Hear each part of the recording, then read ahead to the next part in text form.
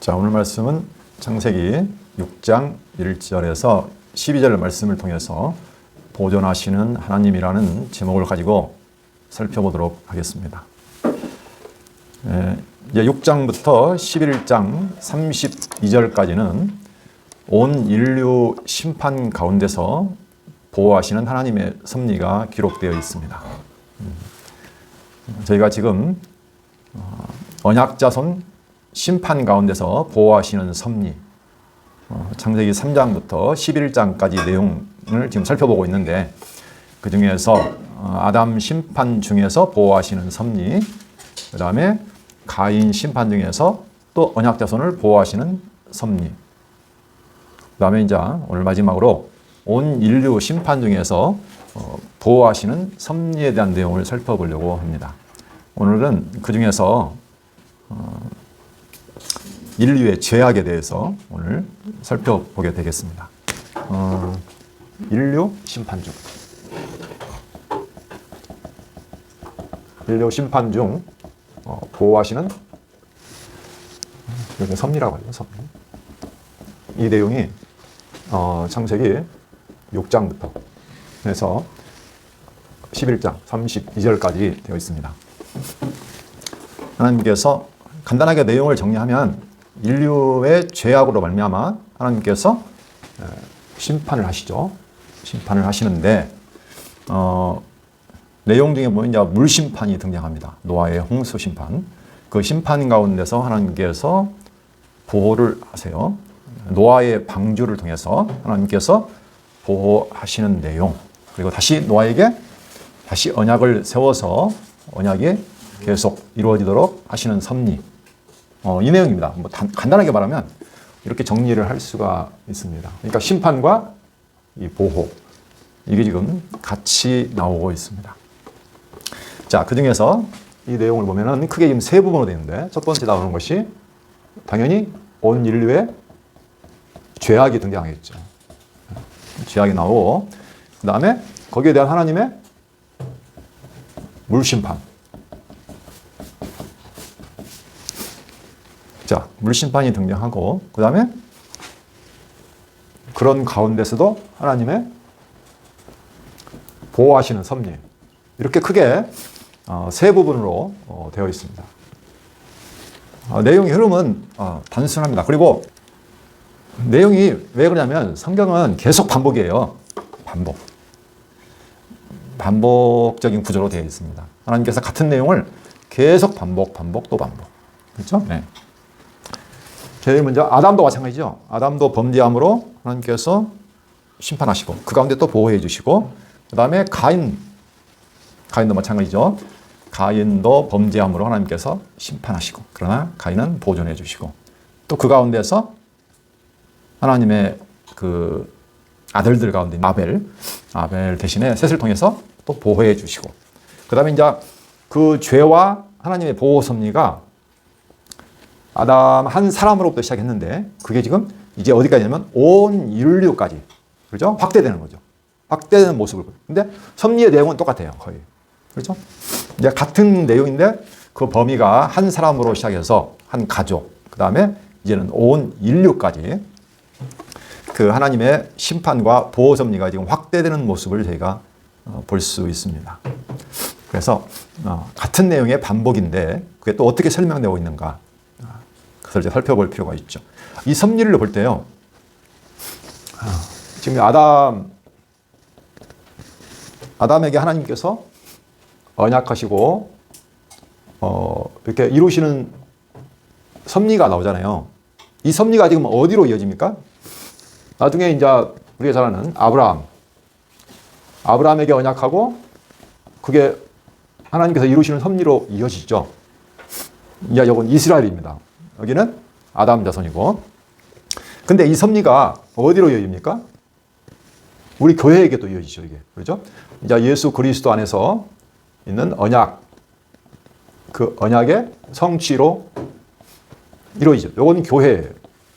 지금 현재 우리고요. 여기는 이스라엘이고, 여기는 이제 아담의 역사고. 이 역사가요, 다 같은 역사입니다.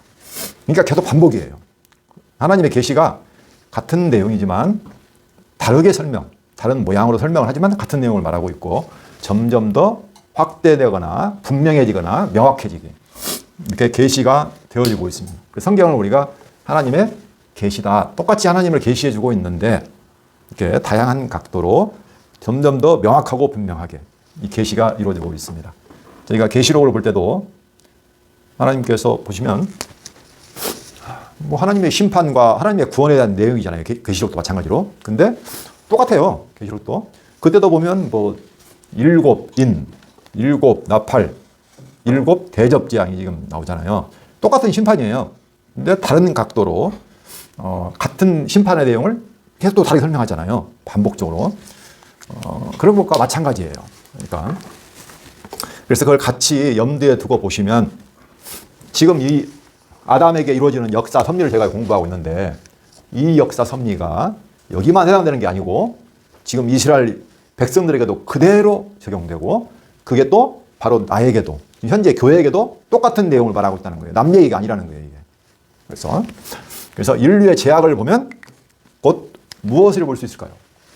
이게 곧 이스라엘의 죄악이고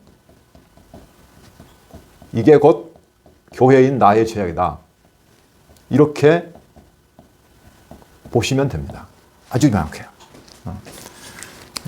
이것은 이따 또 이제 좀 더 살펴보겠지만 그래서 오늘 저희가 온 인류의 죄악을 살펴볼 겁니다. 이걸 보면서 역시 이스라엘의 죄악과 또는 나의 교회인 나의 죄악의 모습도 동시에 바라볼 수가 있을 겁니다.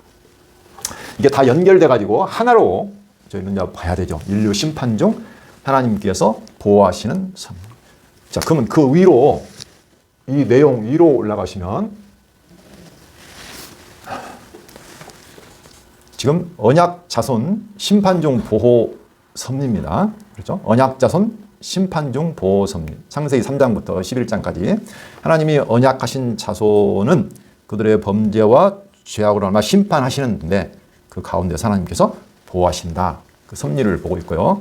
더 크게 올라가면 이제 아담 언약. 하나님께서 아담에게 세우신 언약을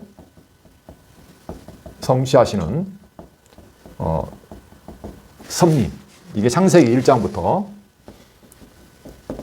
11장까지. 이렇게 하나님이 하나의 역사를 지금 섭리해 가시죠. 이 아담 언약을 하나님께서 세우시고 성취하시는 섭리를 통해서 지금 뭔가를 지금 계시를 해주고 계시는 거죠. 그래서 이게 동일선상에서 아담 언약 성취 섭리하고 그다음에 이스라엘 열조 언약 성취 섭리가 나란히 간다고 했습니다.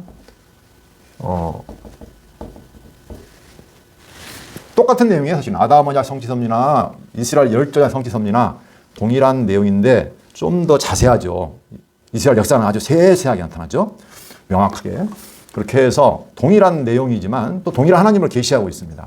그렇게 해서 이 전체적인 구약 성경이 결국 하나님의 영원한 계획인 그리스도 안에서 하나님 나라, 하나님의 영원한 언약을 성취하실 것을 언약하는 내용이다. 저희가 이렇게 정리할 수 있습니다.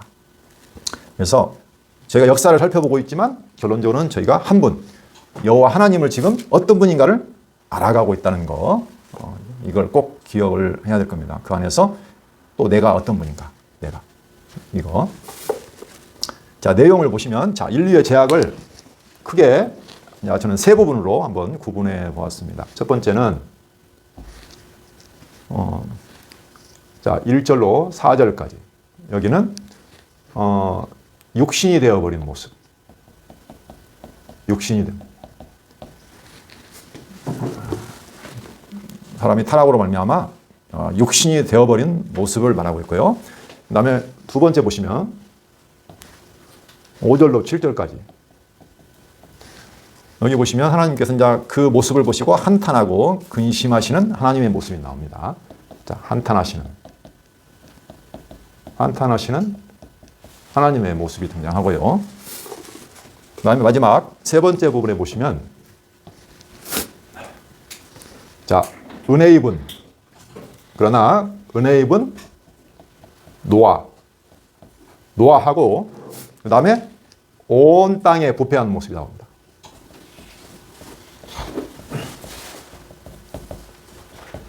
예, 이게 8절로 12절.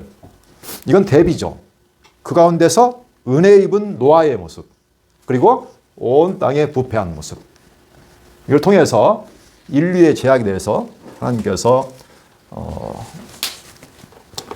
기술하신 내용을 저희가 지금 볼 겁니다. 자, 욕신이 되어버린 모습 1절로 4절 한번 본문을 읽으면서 살펴보도록 하겠습니다. 자, 6장 1절부터 보시면 사람이 땅 위에 번성하기 시작할 때에 그들에게서 딸들이 나니 하나님의 아들들이 사람의 딸들의 아름다움을 보고 자기들이 좋아하는 모든 여자를 아내로 삼는지라. 여호와께서 이르시되 나의 영이 영원히 사람과 함께 하지 아니하리니 이는 그들이 욕신이 됨이라.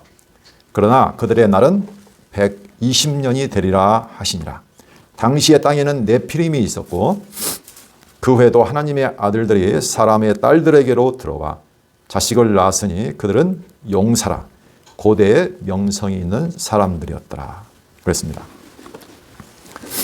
여기 보면 좀 더 생각을 해봐야 할 단어들이 좀 등장합니다. 그냥 쭉 읽어가면 그렇게 뭐 어렵진 않은데 하나님의 아들들, 그 다음에 사람의 딸들, 그렇죠? 그 다음에 육신이 되었다, 120년이 된다. 그런 단어들이 나옵니다. 그 다음에 네피림, 그 다음에 마지막에 이제 용사와 명성 있는 사람들까지 쭉 등장합니다. 사람이 땅 위에 번성하기 시작할 때 그들에게서 딸들이 났다고 했습니다. 여기서 사람은, 그리고 딸들은 뭘까요? 왜 딸만 낳았다고 했을까요? 사람이 번성하다 보면 아들과 딸도 나는데 왜 딸이라고 했죠?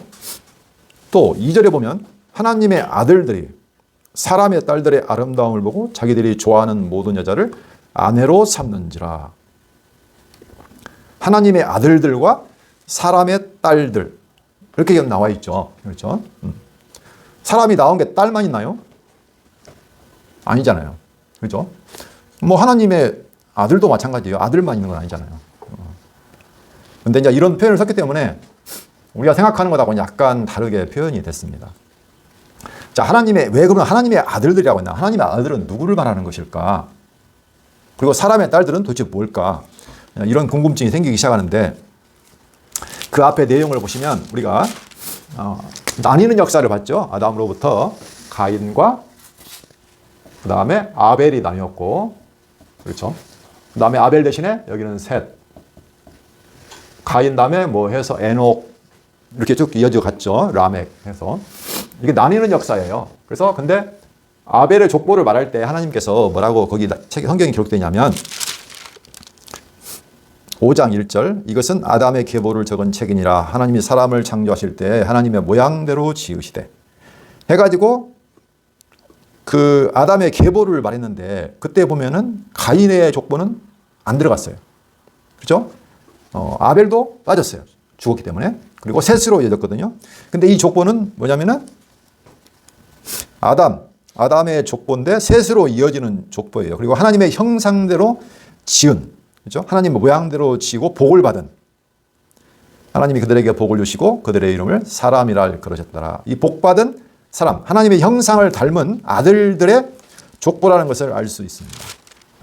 그래서 노아까지 이어졌잖아요. 그래서 여기서 말하는 그 하나님의 아들이라는 것을 다시 말하면 하나님이 언약, 복 주신 아담, 그 뒤를 따라서 셋으로 이어지는 그 족보를 말하는 거죠. 그러니까 셋으로 이어지는 족보에 있는 그 하나님의 아들들의 족보에 있는 사람들, 그 사람들을 말하고 있고, 그러면 사람의 딸들은 그 반대편에 있는 사람들이라는 걸 저희가 알 수가 있죠. 다시 말하면 여기는 그럼 어딜까요? 여기 가인의 후손들, 그죠? 사람은 이렇게 보시면 되겠습니다. 사실 성경에 보면은 하나님께서 아들이라는 표현을 쓴 내용이 다시 나와요. 자, 하나님께서 그러면 여기서 말하는 것이 이스라엘 역사에서도 똑같이 이루어진다고 했잖아요. 그렇죠? 이건 좀 더 분명해지니까. 그래서 출애굽기 4장 22절로 23절을 보시면 어떻게 이스라엘을 하나님께서 어떻게 그 부르는 게 나와요. 4장 22절로 23절 출애굽기. 너는 바로에게 이르기를 여호와의 말씀에 이스라엘은 내 장자라. 하나님께서 이스라엘을 뭐라고 했다고요? 내 아들이라고. 그렇죠? 내 아들, 큰아들이라고. 장자라. 내가 내게 이르기를 내 아들을 보내주어 나를 섬기게 하라. 이스라엘을 지금 내 아들이라고 표현했어요. 내 아들을 보내주어 나를 섬기게 하라 하여도 내가 보내주기를 거절하니 내가 내 아들, 내 장자를 죽이리라 하셨다. 그 애굽의 장자 있죠. 아들, 큰아들. 그것과 비교해서 이스라엘은 내 아들이라고 지금 표현을 했죠. 그러니까 하나님께서 이스라엘, 아브라함의 후손들, 아브라함의 자손들, 이스라엘 백성들을 내 아들이라, 장자다. 이렇게 표현했습니다. 내가 낳았다는 거죠. 그렇죠? 아들이라는 것이 뭡니까? 내가 낳았다는 거잖아요. 그렇죠? 그 다음에 하나님께서 그 사무엘하 7장 14절에 보시면 그 다윗에게 한 언약이 있어요. 다윗에게 복을 주시면서 그 다윗의 씨로 오실 아들이 뭐 성전을 집을 지켜야 된다 하면서 그 뭐라고 하냐면 그 솔로몬을 아들이라고 했어요. 아들. 솔로몬을 아들이라고. 거기도 한번 찾아볼까요? 사무엘하 7장 14절. 나는 그에게 아버지가 되고 그는 내게 아들이 되리니 그가 만일 죄를 범하면 내가 사람의 매와 인생의 채찍으로 징계하려니와. 사울은 은총을 빼앗았지만 그는 내 아들이기 때문에 빼앗지는 아니하고 내 집과 내 나라가 내 앞에서 영원히 보존되고 내 왕위가 영원히 견고하리라 하셨다 하라. 아들이라는 거예요. 자, 다윗에게 약속한 내용인데 네 몸에서 내 씨를 통해서 나라를 세우고 집을 세우고 집도 건축해서 영원히 견고하게 하는데 나는 그에게 아버지가 되고 그는 내게 아들이다. 내가 낳은 아들이다. 그래서 아들은 어떻게 됩니까? 잘못하면 때릴 수는 있죠. 그런데 은총을 영원히 빼앗지는 않잖아요. 그렇죠? 그러니까 여기서는 지금 솔로몬이 뭐 바로 직접적으로는 연관되어 있지만 사실은 다윗의 씨로 오실 그리스도 안에서 영원한 나라를 세울 것을 지금 약속하고 있는 내용이죠. 그 나라, 집이 어떻게 된다고요? 보존이 된다는 거예요. 하나님께서 그리고 영원히 견고하게 하신다고 이렇게 약속을 하셨습니다. 그게 곧 누구냐면 이스라엘이에요.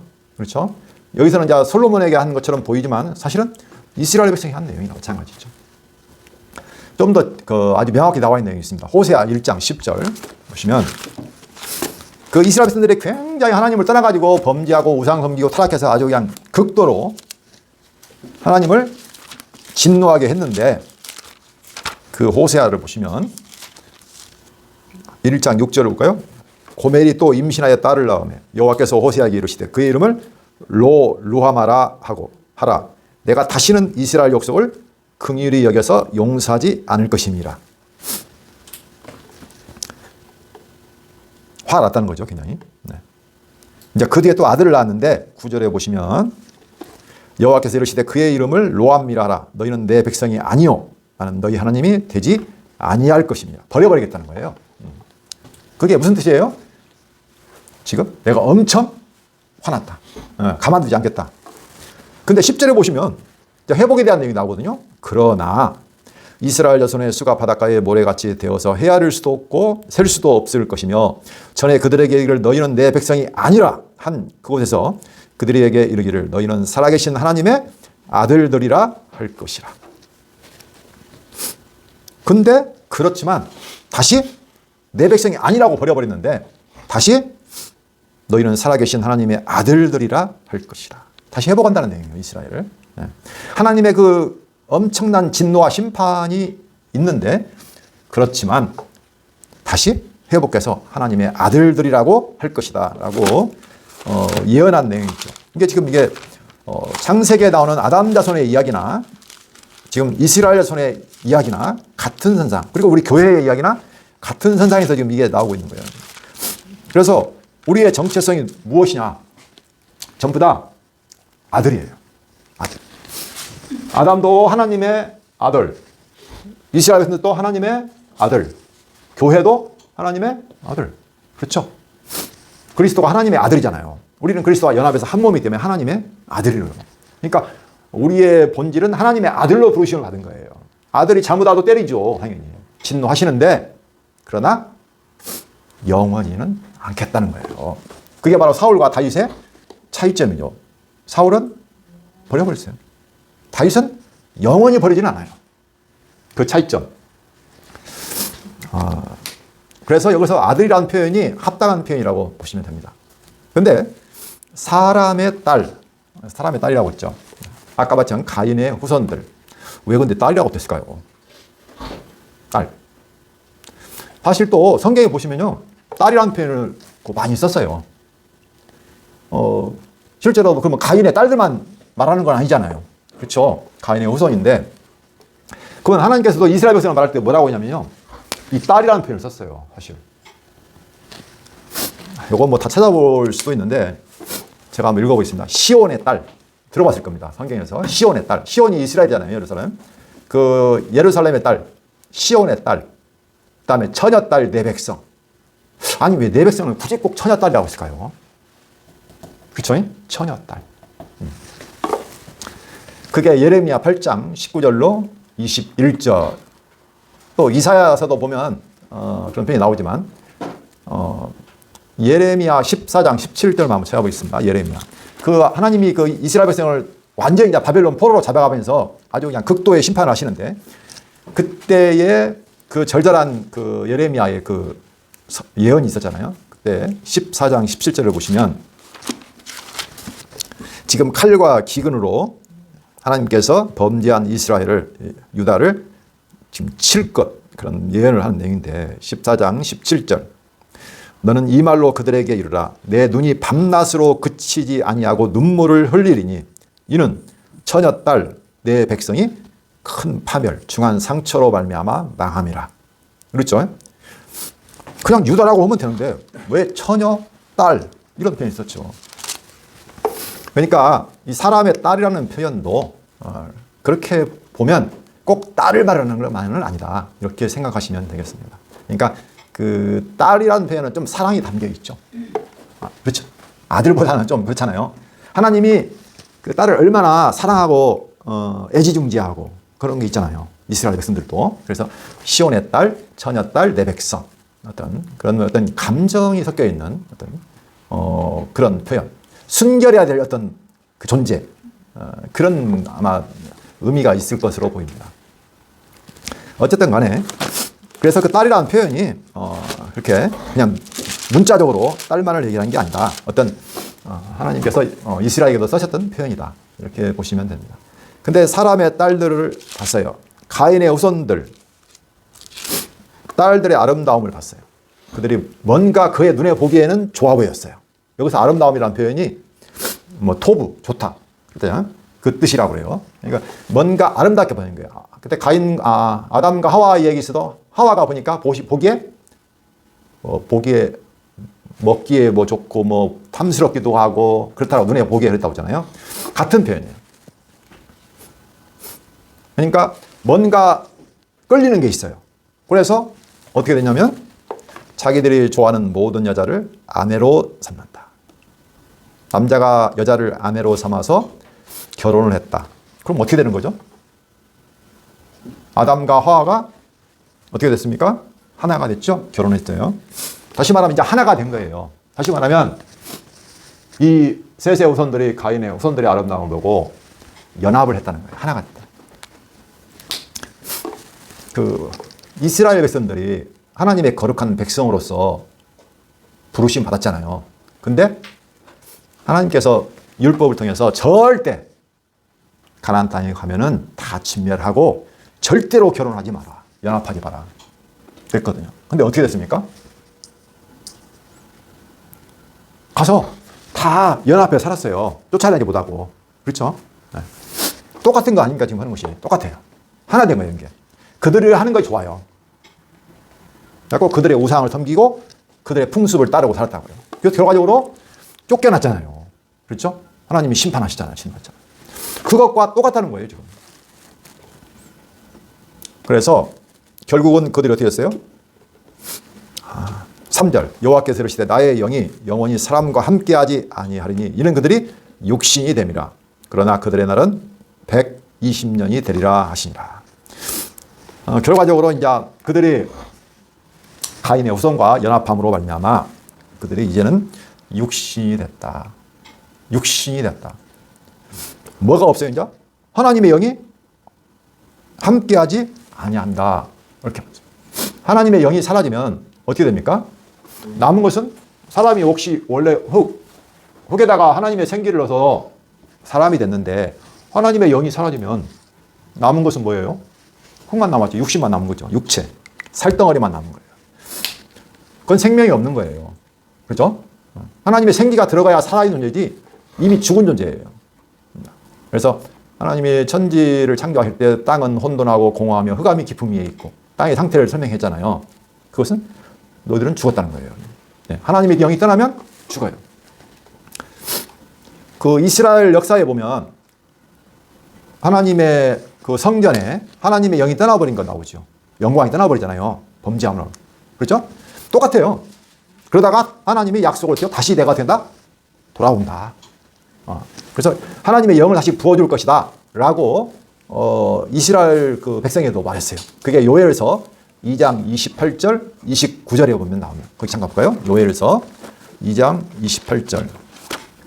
그 후에 내가 내 영을 만민에게 부어주리니 너희 자녀들이 장래일을 말할 것이며 너희 늙은이는 꿈을 꾸며 너희 젊은이는 이상을 볼 것이며.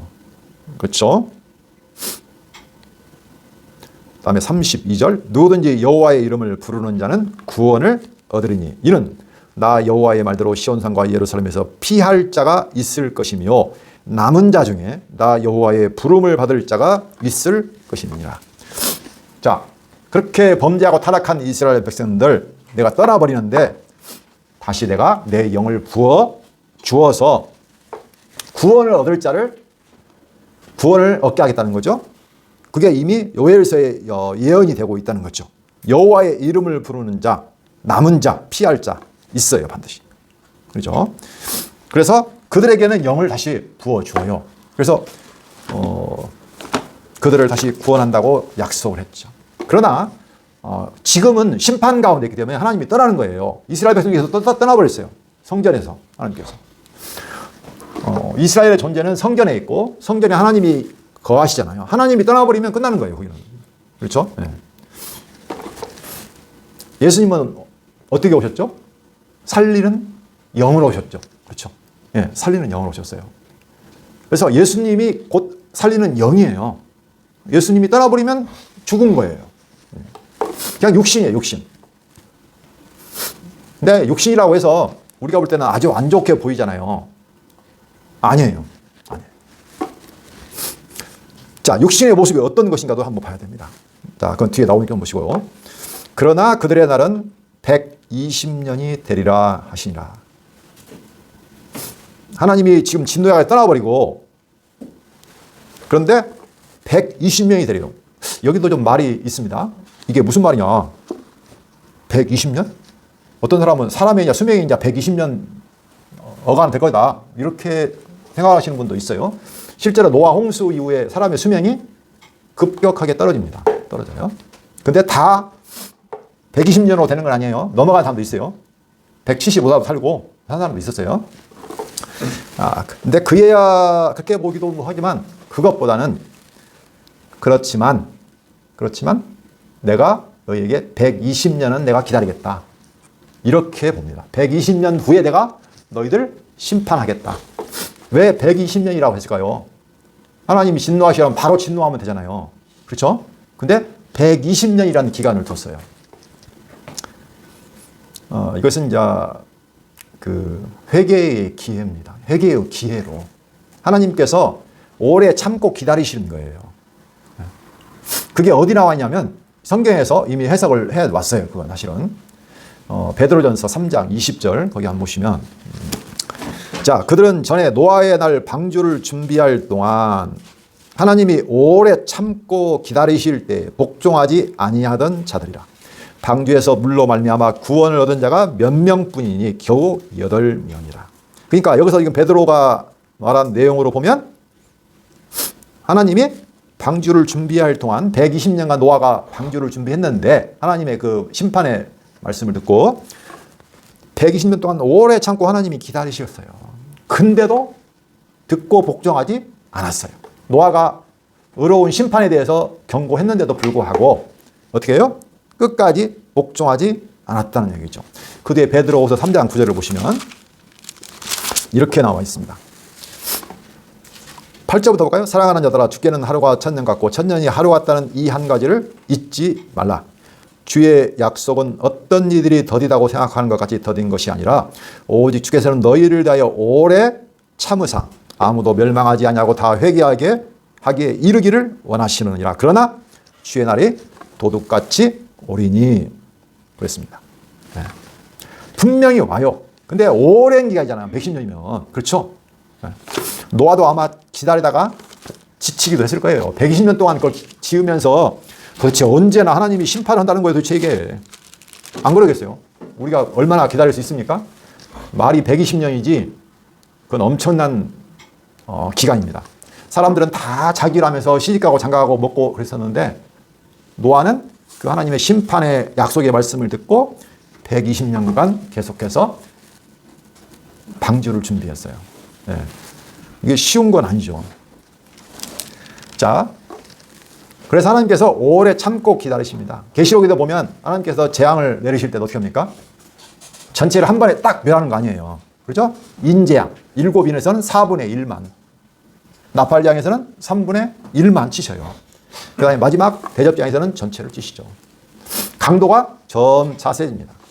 지금도 세상에 온갖 재앙과 하나님의 심판이 임하고 있는데 하나님이 지금 한 번에 다 멸하시지 못해서 그런 건 아니에요. 그렇죠? 세상에 지금 재난과 재앙과 온갖 심판들이 임하고 있는데 그게 하나님의 심판에 대한 경고입니다. 경고고 하나님이 오래 참으시는 거거든요. 근데 사람들이 회개하고 돌아옵니까? 소용없죠. 계속 불순종하는 거예요. 하나님의 택한 백성만 그 경고의 말씀을 듣고 돌아오는 거죠. 네.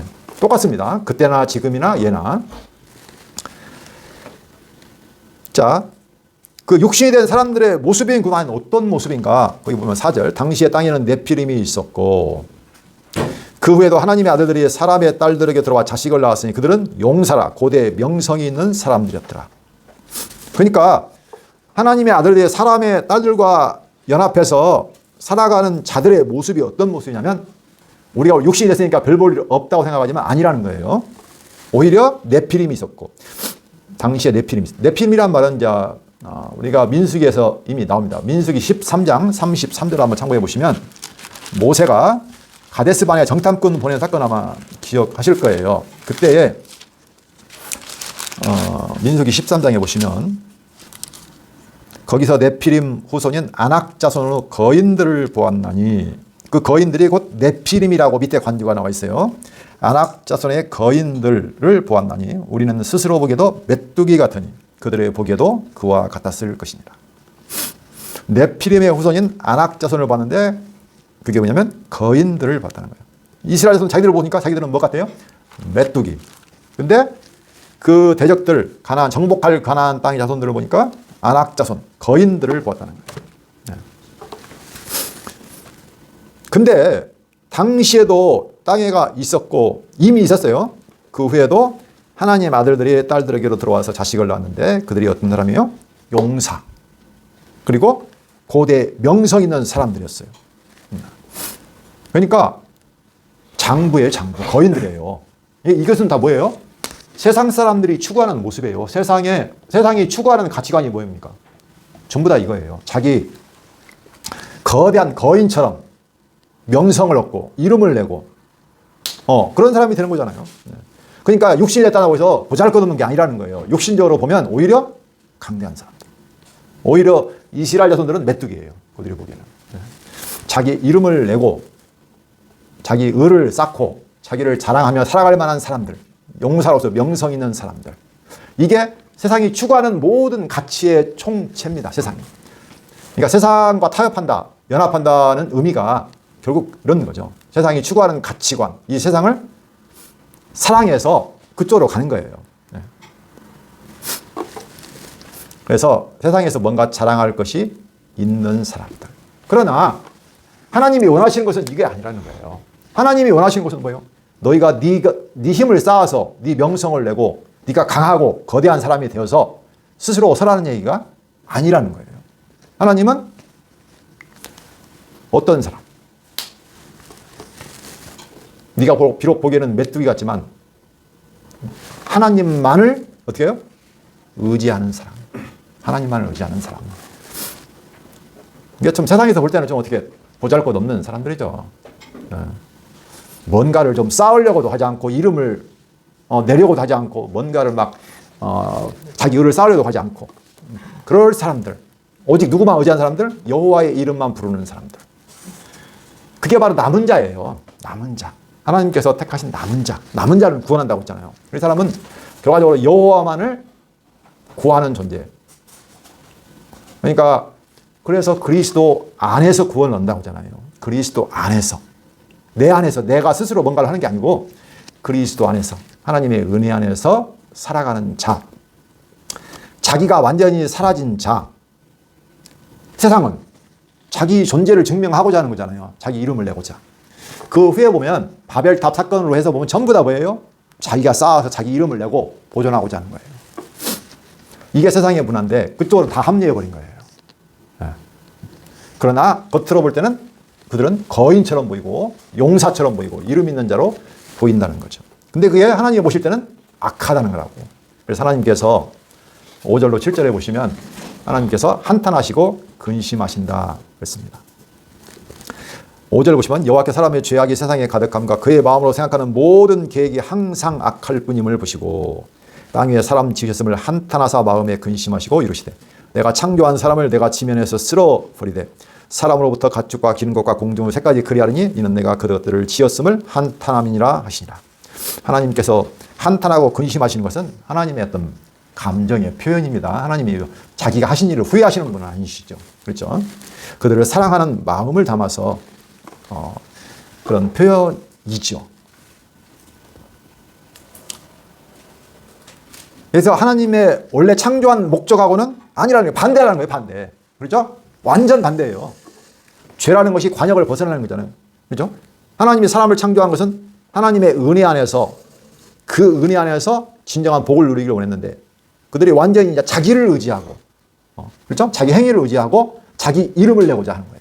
하나님의 목적은 하나님의 은혜를 찬송하는 백성을 만드는 건데 완전히 반대예요. 그래서 이제 하나님께서 이제 쓸어버려야겠다 내가. 왜? 쓸어서 심판을 해서 당신의 원래 목적에 맞는 백성들을 더 만들어야 되니까. 그래서 이제 8절로 12절을 보면 은혜 입은 노아와 온 땅에 부패한 모습이 나옵니다. 그러나 노아는 여호와께 은혜를 입었더라. 지금 노아가 갑자기 딱 등장하죠. 그렇죠? 노아는 여호와께 은혜를 입었어요. 그래서 노아가 어떤 사람이냐? 9절에 보면 이것이 노아의 조건이라 노아는 의인이요 당대의 완전한 자라. 그는 하나님과 동행하였으며 세 아들을 낳았으니 셈과 함과 야벳이라. 노아는 완전히 반대의 모습이에요. 당시 사람들이 어떻게 했어요? 다 연합해서 자기들의 이름을 내면서 사람의 딸과 결혼하며 살았는데 노아만은 의인이요 당대의 완전한 자요 하나님과 동행하였어요. 대단한 사람이죠. 근데 중요한 것은 어떻게 해서 노아가 이렇게 됐냐는 거예요. 어떻게. 노아라고 해서 사람이 아닙니까? 아니잖아요.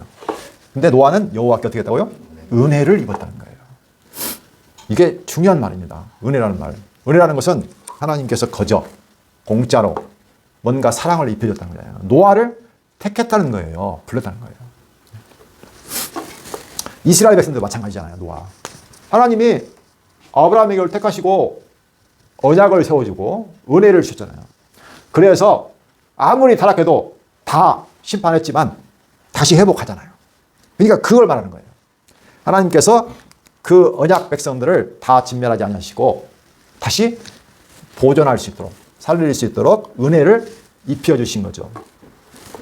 그래서 그는 하나님과 동행하고 당대의 완전한 자로 의인으로서 살아갈 수 있었다는 거죠. 그게 노아에게서 나온 것이 아니고 은혜라는 것은 하나님께로 나왔다는 거예요. 그렇죠? 하나님께로부터 나왔다는 거예요. 아브라함이 택한 것이 하나님이 택한 듯이 하나님께로부터 나온 거예요. 우리의 구원도 부르신 이로 말미암았다고 하잖아요. 하나님께로부터. 그렇죠? 만약에 노아를 은혜를 안 줘서 택하지 않아서 내버려뒀으면 어떻게 돼요? 다 죽어야 하잖아요. 그렇죠? 살릴 수가 없어요. 하나님께서 창세기 3장 15절 보면 여자의 후손을 통해서 뱀의 머리를 상하게 하고, 그래서 그 죄와 사망에 빠진 백성들을 죄와 사망에서 건져낼 것을 이미 약속했는데 죽으면 어떻게 돼요? 다. 그 약속을 이루기 위해서, 그 언약을 이루기 위해서 여호와께서 은혜를 입혀주신 거예요. 그래서 여호와께서 입혀주셔야만이 믿음이 생겨요. 그렇죠? 그래서 우리가 믿는 것이 하나님의 은혜예요. 은혜가 아니면 우리의 사람으로서는 믿음을 간직할 수가 없는 거죠. 그래서 은혜가 믿게 하고 그 믿음으로 말미암아 순종하게 이루는 거죠. 네. 그래서 그것이 뭐다? 여호와의 열심이다. 하나님이 자기 언약을 위해서, 자기의 언약, 복 주신 것을 이루기 위해서 지금 여호와가 일을 하시는 거죠. 사람의 열심이 아니라 여호와의 열심이다. 그래서 노아를 택해서 은혜를 입혀서 그로 말미암아 언약 백성들을 보존하시는, 구원하시는 그 섭리를 하십니다. 노아가 아무런 의의가 없어요, 사실은. 그래서 절대적인 하나님의 은혜다. 그랬습니다. 그러나 11절 12절에 보면 그때 온 땅이 하나님 앞에 부패하여 포악함이 땅에 가득하니라. 대조적으로. 그렇죠? 그때 온 땅 모든 것이 하나님 앞에 부패하여 포악함이 땅에 가득한지라. 하나님이 보신즉 땅이 부패하였으니 이는 땅에서 모든 혈육 있는 자의 행위가 부패함이었더라. 완전히 반대입니다. 와. 네. 그래서 심판받아야 마땅할 그 모습을 보여주십니다. 결론적으로 아담 안에서 온 인류도, 또 택함받은 이스라엘 백성들도, 또 지금 현재 살고 있는 나도, 교회인 나도 사실은 우리로 보면 소망이 없죠. 그렇죠? 근데 왜 나를 하나님께서 보존하시고 구원하시고 영원한 복을 주시는가? 하나님이 여호와이기 때문에 그래요. 그렇죠? 당신이 언약하시면 그 언약을 반드시 이루시는 그 여호와, 그 이름에 우리의 유일한 소망이 있다는 거예요. 그래서 보존하시고 보호하시는 거예요. 네. 지금 그것을 지금 계시해 주고 계시는 거죠. 그래서 하나님은 오늘 제목처럼 그 언약 자손, 당신의 이를 위하여 당신의 열심으로 당신의 택한 백성을 보존하시는 하나님이시다. 그래서 당신의 아들의 족보, 하나님의 아들의 족보에 있는 사람들을 지금 계속 보호하시고 보존하시잖아요. 그렇죠? 우리도 하나님의 아들의 족보에 있는 거예요. 그러니까. 그렇죠? 그리고 생명책에 기록된 자예요. 그런 자들은 하나님께서 반드시 기억하시고 보존하시고 보호하시는 여호와시다라는 사실을 기억해야 할 것입니다. 기도하고 오늘 말씀 마치도록 하겠습니다. 소망 없는 저희들, 우리 내면 안에 살펴보면 아담의 후손이나 이스라엘 자손이나 똑같이 우리 안에도 세상과 연합하고자 하고 자기 이름을 내고자 하고 자랑하고자 하고 자기를 의지하고자 하는 죄악으로 가득 차 있다는 사실을 알게 됩니다. 이 절망적인 모습 가운데도 소망을 갖는 것은 여호와의 이름, 여호와의 열심 때문이라는 것을 이 시간 다시 한번 상고해 보았습니다. 여호와 하나님의 그 언약을 이루시는 여호와의 이름에 저희 소망을 두고 살아갈 수 있는 저희들 되게 하여 주시옵소서. 예수 그리스도 이름으로 기도합니다. 아멘.